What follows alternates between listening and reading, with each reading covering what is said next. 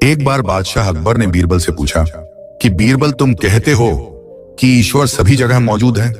बीरबल बोले, हाँ महाराज, ईश्वर सभी जगह मौजूद है, इसमें कोई शक नहीं है। बीरबल की परीक्षा लेने के लिए बादशाह अकबर ने अपनी एक हीरे की अंगूठी निकाली और बीरबल से पूछा कि क्या इस अंगूठी में भी तुम्हारा भगवान मौजूद है? बीरबल ने जवाब दिया कि हाँ महाराज, वह इस अंगूठी में भी अवश्य ही मौजूद है। अकबर ने कहा कि तुम इस बात को साबित करो कि इस अंगूठी में भगवान मौजूद है। बीरबल के पास कोई जवाब नहीं था। उसने अपनी बात साबित करने के लिए कुछ समय मांगा। बादशाह ने उसे 3 महीने का समय दिया। बीरबल घर पहुंचा तो वह बहुत परेशान था। वह जानता था कि इस समस्या का कोई ना कोई हल तो अवश्य होगा, लेकिन वह महाराज को समझाने का कोई उपाय नहीं सोच पा रहा था और बिना उत्तर ढूंढे वह बादशाह का सामना नहीं करना चाहता था। चिंता के मारे वह कमजोर हो गया। इस घटना के कुछ समय बाद एक दिन एक छोटा सा लड़का बीरबल के घर पर भिक्षा मांगने के लिए आया।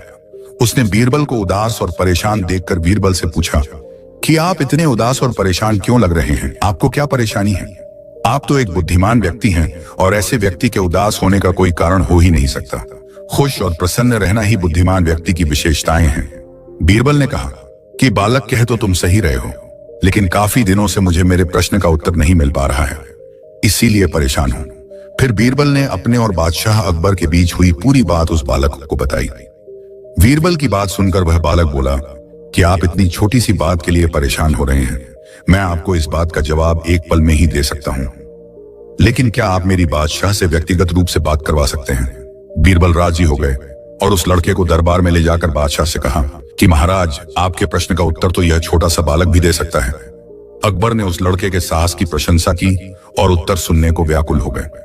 बादशाह ने उस लड़के को अपनी वही हीरे की अंगूठी दिखाते हुए पूछा कि अगर ईश्वर सब जगह है तो बेटा, क्या तुम मुझे इस अंगूठी में भगवान दिखा सकते हो? लड़के ने जवाब दिया कि हाँ जहां पना, मैं आपको एक पल में इस अंगूठी में भगवान को दिखा सकता हूं, लेकिन इस समय मुझे बहुत प्यास लगी है।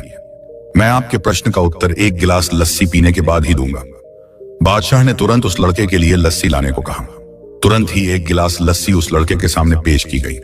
लड़के ने लस्सी पीनी शुरू की और बोला, महाराज, मैं मक्खन वाली लस्सी पीता हूं, लेकिन आपका सेवक जो लस्सी लेकर आया है वो मुझे पसंद नहीं आई, क्योंकि इसमें से मक्खन तो बिल्कुल भी नहीं निकल रहा है। बादशाह ने कहा कि बेटा, इस लस्सी में बहुत सारा मक्खन है। लड़के ने कहा कि महाराज, क्या आपको पूरा विश्वास है कि इस लस्सी में मक्खन है? बालक की बात सुनकर बादशाह बोले कि हाँ बालक, मुझे पूरा विश्वास है कि इस लस्सी में मक्खन है। यह सुनते ही वह बालक बोला कि अगर महाराज आपको विश्वास है कि इस लस्सी में मक्खन है तो कृपया मुझे मक्खन दिखा दे। बादशाह जोर जोर से हंसे और बोले कि अरे, तुम तो इतना भी नहीं जानते कि लस्सी से मक्खन उसे मथने के बाद ही निकाला जा सकता है, और तुम यहाँ पर मुझे भगवान को दिखाने आए हो।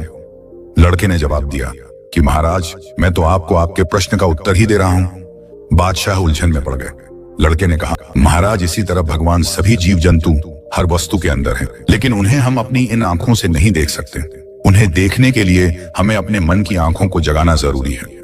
हम ईश्वर को महसूस कर सकते हैं और उन्हें अपनी बुद्धिमानी की आंखों से ही देख सकते हैं, लेकिन इससे पहले हमें अपने शरीर के पंच तत्व और वस्तुओं को भक्ति रूपी मथनी से दही की तरह मथकर अलग करना पड़ता है।